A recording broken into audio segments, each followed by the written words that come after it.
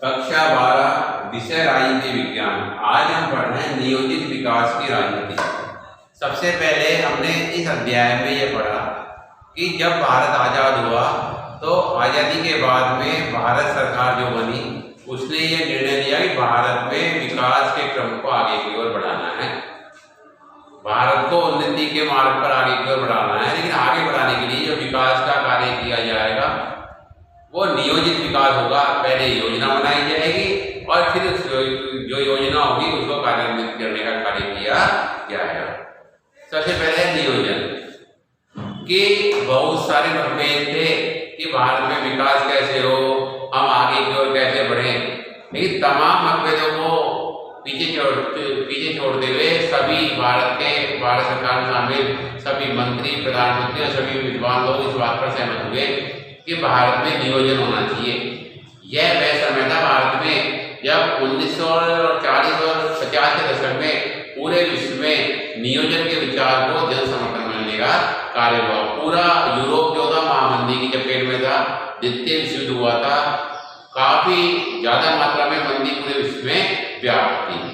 इसके साथ साथ भारत में भी उद्योगपति आजादी से पहले एक नियोजित विकास की रूपरेखा को अपनाने के लिए सहमत थे। 1944 में उद्योगपतियों के द्वारा एक प्लान प्रस्तुत किया गया था जिसको बॉम्बे प्लान के नाम से जाना जाता है। कुल मिलाकर भारत में आजादी के बाद में यह तय किया गया कि भारत में नियोजन किया जाएगा। पहले योजना बनाई जाएगी, योजना बनाकर उसको कार्यान्वित करने का कार्य किया जाएगा। आगे आता है शुरुआती कदम। जब भारत आजाद हुआ तो आजादी के बाद में भारत सरकार ने शुरुआत में यह कदम उठाया कि भारत में विकास धीरे धीरे होगा, क्योंकि भारत की अधिकांश जो आबादी थी वो अनपढ़ थी, विकास जीरो मात्रा में था। अंग्रेजों ने भारत का विकास बहुत कम किया, तो हम एक साथ विकास के क्रम को आगे की ओर नहीं बढ़ा सकते। तो भारत सरकार ने किया कि हम तय किया कि हम धीरे धीरे विकास के क्रम को आगे बढ़ाने का कार्य करेंगे।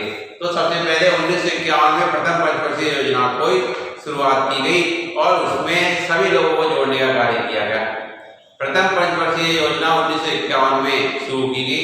5 वर्ष के लिए इसके लक्ष्य तय कर लिए गए और प्रमुख लक्ष्य यह तय किया गया कि भारत में कृषि के विकास को आगे बढ़ाने का कार्य किया जाएगा, कृषि क्षेत्र को आगे बढ़ाने का कार्य किया जाएगा और कृषि के क्षेत्र में विशेष रूप से ध्यान देने का कार्य किया। आगे आते हैं औद्योगिकरण की तेज रफ्तार। पहली पंचवर्षीय योजना के बाद में दूसरी पंचवर्षीय योजना में उद्योगों पर ध्यान देने का कार्य किया गया कि कृषिकों को तो हमने आगे की ओर बढ़ाया, लेकिन हमारी अर्थव्यवस्था केवल कृषि पर ही आधारित नहीं हो, हम उद्योगों का भी विकास करें, वहां पर भी लोगों को रोजगार मिले, हमारे पास विदेशी मुद्रा भंडार बढ़ने का कार्य हो। तो दूसरी पंचवर्षीय योजना में उद्योगों को तेज गति से आगे बढ़ाने का कार्य किया गया। कुछ प्रमुख विवाद थे इसको लेकर भारत सरकार और प्रमुख विपक्षी दलों को लेकर या भारत के प्रमुख विद्वानों में इस बात को लेकर विवाद था कि कृषि बनाम उद्योग। ये भारत में पहली पंचवर्षीय योजना में कृषि पर जोर दिया गया, दूसरी पंचवर्षीय योजना में उद्योगों पर जोर दिया गया। तो पहली पंचवर्षीय योजना में जब कृषि पर जोर दिया गया तो प्रमुख अर्थशास्त्रियों का कहना था कि भारत को कृषि पर ही नहीं, भारत को उद्योगों पर भी जोर देना चाहिए। और दूसरी पंचवर्षीय योजना में पूरा फोकस केवल उद्योगों पर कर दिया गया। तो भारत के जो प्रमुख विद्वान थे उन्होंने कहा केवल उद्योग को आगे नहीं, दोनों को साथ साथ आप आगे साथ में लेकर आगे बढ़ाने का कार्य कीजिए। दोनों को साथ साथ आगे बढ़ाने का कार्य करोगे तभी भारत देश आगे की ओर बढ़ पाएगा। यह दो मुद्दे थे विशेष रूप से जो टकराव का जो बिंदु बना हुआ था। आगे निजी क्षेत्र और सार्वजनिक क्षेत्र। भारत सरकार ने आजादी के बाद में यह तय किया कि भारत में लोकतांत्रिक समाजवाद को अपनाने का कार्य किया जाएगा। मिश्रित अर्थव्यवस्था को हम अपनाएंगे। भारत में विकास के क्रम को तो हम आगे बढ़ाएंगे। कुछ क्षेत्र ऐसे हैं जिनमें खर्च बहुत ज्यादा है, तो वहां पर प्राइवेट सेक्टर, निजी क्षेत्र जो होता है वो जोखिम लेने से बचता है। तो भारत सरकार ने तय किया कि हम विकास के क्रम को उद्योगों में सरकार के द्वारा भी कार्य किया जाएगा, लेकिन निजी क्षेत्र को भी उसमें विशेष रूप से प्रोत्साहन देने का कार्य किया जाएगा।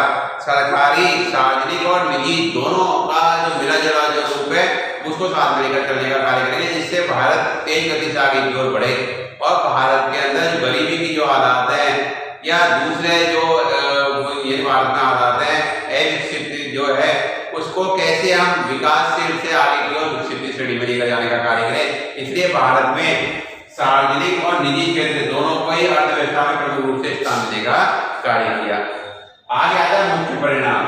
भारत में आजादी के बाद में प्रथम पंचवर्षीय योजना लागू की गई, 51 में 5 वर्ष के बाद में दूसरी पंचवर्षीय योजना लागू की गई।